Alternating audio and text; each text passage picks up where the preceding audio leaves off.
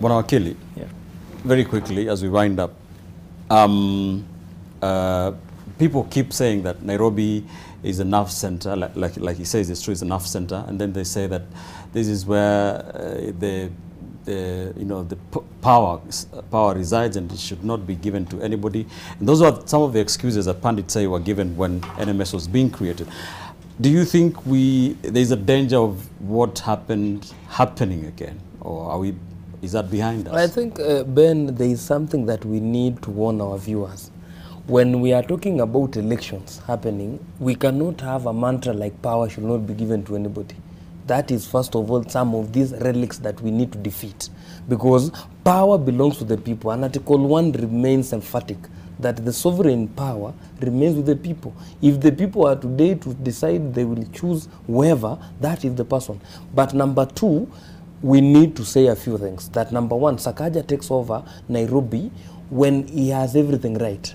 History is with him, and even political support he got. He has support from both Kenya Kwanza and the other side. So he doesn't come with any deficit.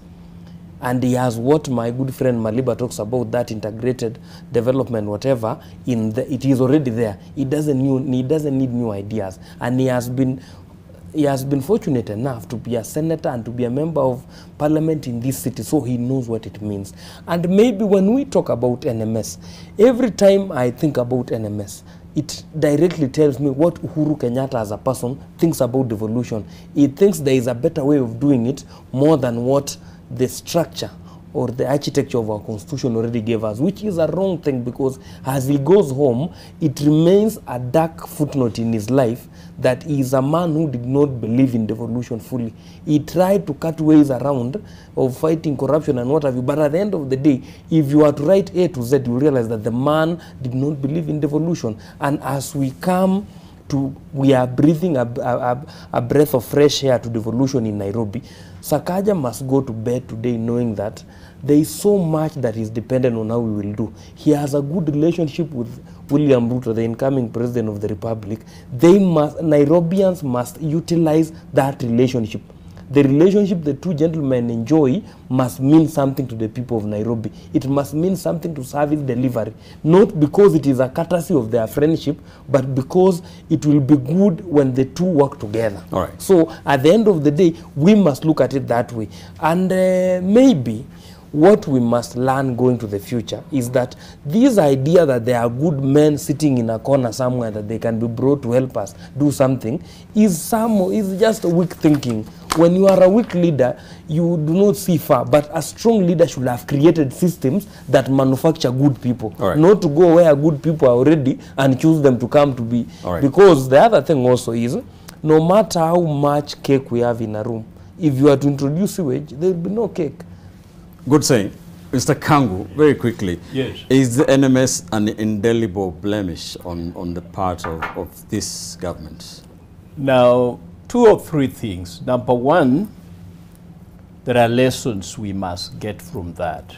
And one lesson is that we urgently need a legislation that provides a legal framework for transfer of functions from one level of government to another. The transfer that was done between Songo and the national government was badly done. And secondly, I want to say it was a mistake. And I tried to advise about it, and some people didn't listen to me, that transferring a whole 4 or 5 functions is a very serious mistake. You are just going to create duplication of expenditures, and which has been the case, because you are paying officials of the Nairobi County government for doing nothing.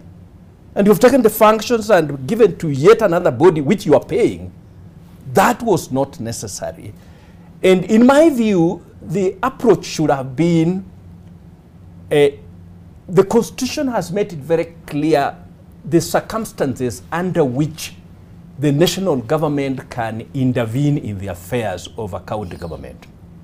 And I would have thought, instead of going to transfer functions under Article 187, yes, the national government should have gone under the provisions on intervention. And the Constitution says, where a county government has failed to perform its functions, national government may intervene. And circumstances and procedure are set out. And when national government finds the grounds are approved, the Constitution even says the measures national government may take. And one of them is about assumption of the function and performing it. And my view was that the problem the government had at that time was that they were not happy with the governor Mbuvi, and they didn't have a deputy governor in Nairobi, and they didn't want to go back to by-elections. All right. And so that's now they say, let's take away the funds. Okay. And I would say it would have been easy to say, okay, let's say county government of Nairobi has failed to perform the functions of filling a vacancy in the office of the deputy governor. All right. Let's assume that function, fill the vacuum, and if you want to impeach Sogo and remove him, there is a deputy governor to take over. That was the issue. And then, of course, you need to go further and ask, the national government is given constitutional functions of building capacity of the county government. So if you saw that the county government of Nairobi is not able to perform these functions, rather than taking them over, come in and build their capacity we really have to wind up. discharge those functions.